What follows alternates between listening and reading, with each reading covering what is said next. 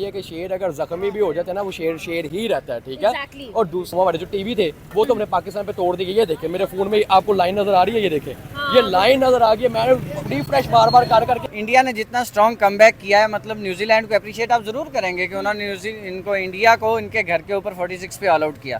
लेकिन आप इंडिया का कमबैक देखिए, जितना स्ट्रॉन्ग उन्होंने किया और जिस पैशन और एग्रेशन के साथ उन्होंने खेला है, कहीं कमबैक करना भी जानते हैं। मुझे यकीन था कि इंडिया कमबैक करेगा, और जिस तरह से उन्होंने सेकंड इनिंग्स में विराट कोहली ने 70 मारा है, सरफराज खान ने 70, रोहित शर्मा अभी नीचे केएल राहुल भी है, ऋषभ पंत भी रहता है, जडेजा, अश्विन, इनकी बड़ी अभी जो एक बैलेंस अभी एक टीम नीचे बाकी है। अगर ऊपर से ये आउट हुआ, सरफराज खान आउट होता है या उसके साथ दूसरा जो बैटिंग कर रहा है वो आउट होता है, तो इनके पास एक बहुत बैलेंस टीम नीचे भी पड़ी हुई है। तो यूजुअली जब आप खेल रहे होते हैं, आपके हर शॉट के साथ अगले को इफेक्ट होता है।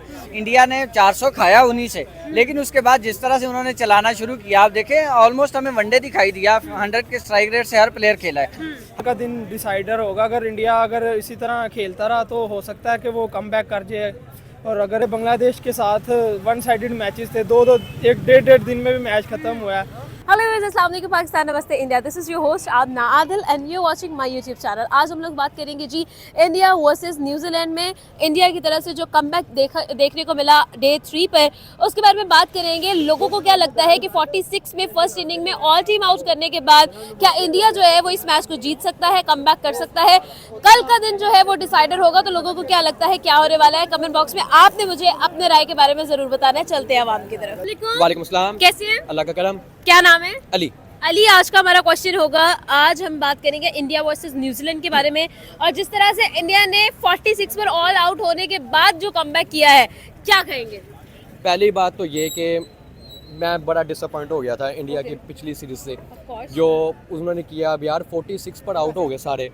मैंने यकीन माने कि सीरीज देखना ही छोड़ दी थी। मैंने कहा था मैंने दूसरी सीरीज देखनी ही नहीं है, लेकिन जो आज उसने कमबैक किया है, उन्होंने ये चीज़ प्रूव करके दिखाई है कि शेर अगर जख्मी भी हो जाता है ना, वो शेर शेर ही रहता है, ठीक है। Exactly. और दूसरी बात ये कि मोबाइल तो हमारे जो टीवी थे वो तो हमने पाकिस्तान पे तोड़ दिए। ये देखे मेरे फोन में आपको लाइन नजर आ रही है, ये देखे ये लाइन नजर आ गई है। मैंने रिफ्रेश बार बार कर करके कि कैसे 46 पे आउट हो गए इतने सारे। तो मैं रिफ्रेश करके देख रहा था कि यार मेरा नेट तो नहीं स्लो हो गया है कि इतने सारे आउट हो गए उस पर। लेकिन बाद में इस रियलिटी को एक्सेप्ट किया। लेकिन मैं तो दुआ कर रहा था कि कमबैक उनका हो, अच्छा हो। तो उन्होंने अब जो एक कह लो कि वो स्टैंडर्ड सेट कर दिया ना अपने पेयर के साथ। अभी नीचे केएल राहुल भी है, ऋषभ पंत भी रहता है, जडेजा, अश्विन, इनकी बड़ी अभी जो एक बैलेंस अभी एक टीम नीचे बाकी है। अगर ऊपर से ये आउट हुआ, सरफराज खान आउट होता है या उसके साथ दूसरा जो बैटिंग कर रहा है वो आउट होता है, तो इनके पास एक बहुत बैलेंस टीम नीचे भी पड़ी हुई है। तो न्यूजीलैंड को अभी ये करना चाहिए कि कल के ज़्यादा से ज़्यादा इनकी विकेटें झटके, अगर नहीं तो नीचे अगर सरफराज को आउट कर भी, अभी पंत भी केला जो है वो ही डबल सेंचुरी करने की जो है कैपेसिटी रखता है। एग्जैक्टली। मुझे ये बताइएगा कि क्या कहेंगे इस 46 में ऑल टीम आउट होने के बाद भी क्या इंडिया इस मैच को विन कर सकता है? प्रोबेबली डेफिनेटली कर सकता है, क्योंकि उसकी मैं रीज़न बताता हूँ कि इंडिया का ना थोड़ा सा रहता है कि उनका अगर टॉप ऑर्डर ना चले, वो नीचे प्रेशर इतना लेते हैं वो पूरी एक लाइन लग जाती है, जो हमने लास्ट मैच में देखा।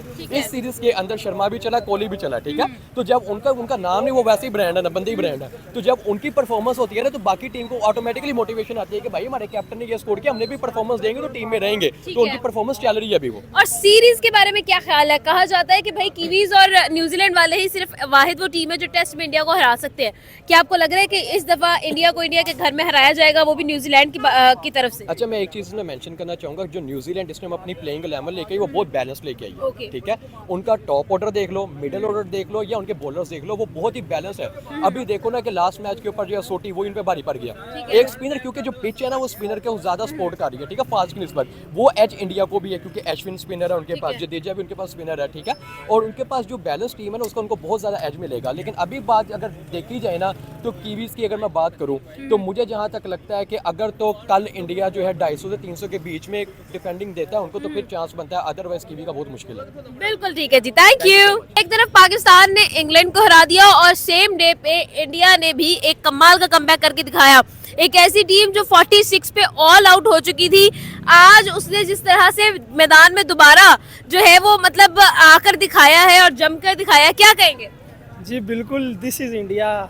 यू कैन नॉट से कि वो मैच हार जाएंगे। चलो ये क्रिकेट है, अपसेट्स होते हैं। अगर वो 46 पे आउट हो गए हैं तो वो कमबैक करना भी जानते हैं। मुझे यकीन था कि इंडिया कमबैक करेगा, और जिस तरह से उन्होंने सेकंड इनिंग्स में विराट कोहली ने 70 मारा है, सरफराज खान ने 70, रोहित शर्मा ने 50 मारा है, तो यकीनन बहुत अच्छा कमबैक किया है। नो डाउट पहली इनिंग्स में न्यूजीलैंड ने बहुत आउटस्टैंडिंग बॉलिंग की और इसमें इंडिया की भी गलती थी कि इतनी ओवरकास्ट कंडीशन में उनको टॉस जीत के पहले बैटिंग करनी नहीं चाहिए थी। फिर इतनी सीमिंग कंडीशन में वो जिस तरह से रैश शॉट्स मार के आउट हुए हैं, उनको वो सेकंड इनिंग्स में वो ये गलतियां नहीं कर रहे, वो सेकंड इनिंग्स में जिम्मेदारी से खेल रहे हैं। इस वजह से अभी कुछ नहीं कह सकते। अभी जो है कल का दिन डिसाइडर होगा। अगर इंडिया इसी तरह खेलता रहा तो हो सकता है कि वो कमबैक कर जाए, और अगर न्यूजीलैंड अच्छी बॉलिंग कर गया तो नो डाउट वो टेस्ट भी जीत सकते हैं। तो मैच एक अच्छा देखने को मिलेगा। ये एक अच्छा साइन है कि पहले बांग्लादेश के साथ वन साइडेड मैचेस थे, एक डेढ़ दिन में भी मैच ख़त्म हुआ है। लेकिन अब न्यूजीलैंड, क्योंकि यार देखो न्यूजीलैंड वह टीम है जो इंडिया को हरा सकती है। जो माजी में भी कितनी मिसालें हैं, जो T20 वर्ल्ड कप में उन्होंने हराया, उन्होंने वर्ल्ड टेस्ट चैंपियनशिप का फाइनल हराया, उन्होंने वर्ल्ड कप सेमीफाइनल हराया। तो न्यूजीलैंड एक अच्छा हरीफ है, भारत को टक्कर देता है, तो बहुत अच्छी सीरीज देखने को मिलेगी। अच्छा, मुझे ये बताइएगा कि अगर हम लोग विराट कोहली पर आते हैं, आज उनके 9000 रन इन टेस्ट कंप्लीट हो चुके हैं, उनके बारे में क्या कहेंगे? जी बिल्कुल, we are lucky generation to have a player like Virat Kohli. जिस तरह से वो बंदा 9000 रन मुकम्मल किए हैं। इंडिया के चौथे बैट्समैन हैं जिन्होंने ये संग मील अबूर किया। इससे पहले द्रविड, सचिन तेंदुलकर ने और गावस्कर ने ये रिकॉर्ड तोड़ा। अब विराट कोहली जिस तरह से खेल रहे हैं, उन्होंने 116 इनिंग्स में ये काम किया है। तो और इसी तरह अगर वो 2-3 साल और खेल गए तो मेरे ख्याल से वो इंडिया के हाईएस्ट रन गेटर बन जाएंगे। तो credit goes to Virat Kohli, very well Virat Kohli. We are lucky to have a player like this. लेकिन एक ख्वाहिश है कि उनको भी हम अपने सामने खेलता हुआ देख लें। बिल्कुल ऐसा ही है। तो मतलब आप ये कहना चाहिए एड पे कि चैंपियंस ट्रॉफी में इन लोगों को लाजमी आना चाहिए? जी बिल्कुल आना चाहिए। उनकी फ़ैन फॉलोइंग पाकिस्तान में बहुत है। जैसे फैंस उनको खेलता हुआ देखना चाहते हैं, क्योंकि ये उनका आखिरी दिन चल रहे हैं। हो सकता है वो चैंपियंस ट्रॉफी के बाद हमें उस तरह से खेलते हुए नज़र ना आए। तो अगर वो चैंपियंस ट्रॉफी पाकिस्तान खेलने को आएंगे तो उनको फ़ैन फॉलोइंग तो उनकी है ही है, उनको प्यार तो मिलेगा ही मिलेगा। यहाँ की कंडीशंस भी इनको फ़ायदा देंगी। हो सकता है यहाँ पे भी हमें उस तरह से डोमिनेट करते हुए नज़र आए। तो best of luck Virat Kohli for your future. Thank you. Comeback किया है, उस पर क्या ओपिनियन है आपका? सबसे पहले तो कोई भी टीम 46 के ऊपर आउट हो जाए तो उसके बाद उसका मोराल इतना डाउन हो जाता है कि मतलब वो जीतने छोड़े, वो तो ड्रॉ का भी नहीं सोचती है। वो ये सोचती है कि हम हार चुके हैं। इंडिया ने जितना स्ट्रॉन्ग कमबैक किया है, मतलब न्यूजीलैंड को अप्रिशिएट आप ज़रूर करेंगे कि उन्होंने इनको इंडिया को इनके घर के ऊपर 46 पे ऑल आउट किया। लेकिन आप इंडिया का कमबैक देखिए, जितना स्ट्रॉन्ग उन्होंने किया और जिस पैशन और एग्रेशन के साथ उन्होंने खेला है, कहीं पे हमें यह नहीं लगा कि रोहित शर्मा जो है वो डिफेंसिव मोड के अंदर गया है। आप देखें उसकी अपनी बैटिंग देख लें, जायसवाल को देख लें, विराट को देख लें, अभी सरफराज पिच पे मौजूद है उसको देख लें।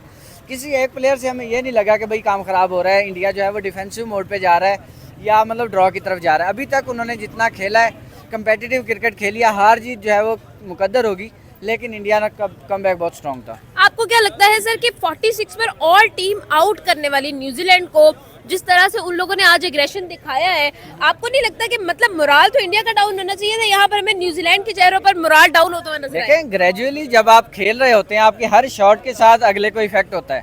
इंडिया ने 400 खाया उन्हीं से, लेकिन उसके बाद जिस तरह से उन्होंने चलाना शुरू किया, आप देखें ऑलमोस्ट हमें वनडे दिखाई दिया। 100 के स्ट्राइक रेट से हर प्लेयर खेला है, हर शॉट के साथ, हर बॉल के साथ। जिस तरह वो ग्रेजुअली बढ़ते गए न्यूजीलैंड की तरफ, टारगेट जो था वो चेहरे के ऊपर मायूसी सी वो हमें जाती हुई दिखाई दी। ऑब्वियसली कल इंडिया 125 का टारगेट तो वो ये अचीव करेगा। उसके बाद अगर इनकी कोई एक आधी सेंचुरी हमें देखने को मिली तो कन्फर्म है कि 200 का टारगेट भी मिलेगा और इंडिया जीतता हुआ दिखाई देगा। आज हमें एक नया टैलेंट नजर आया सरफराज खान के नाम से। सरफराज खान के बारे में क्या कहेंगे? आज वो नया लड़का आया और आके कमाल की आज उसने इनिंग खेल दी है और अभी स्टिल एक्सपेक्टेड है कि सेंचुरी, डबल सेंचुरी की तरफ भी जा सकता है। हाँ, सेंचुरी की तरफ तो उसको कन्फर्म जाना चाहिए। देखें अभी नॉट आउट वो मौजूद है, लेकिन अगर सरफराज खान की आप हिस्ट्री देखें तो रणजी ट्रॉफी के अंदर जितना उसने परफॉर्म किया हुआ है तो भाई एक लेवल के ऊपर आया। वो आपने इसको इंग्लैंड सीरीज के अंदर भी देखा होगा, इसने बहुत अच्छा परफॉर्म किया था, वो इसकी डेब्यू सीरीज थी।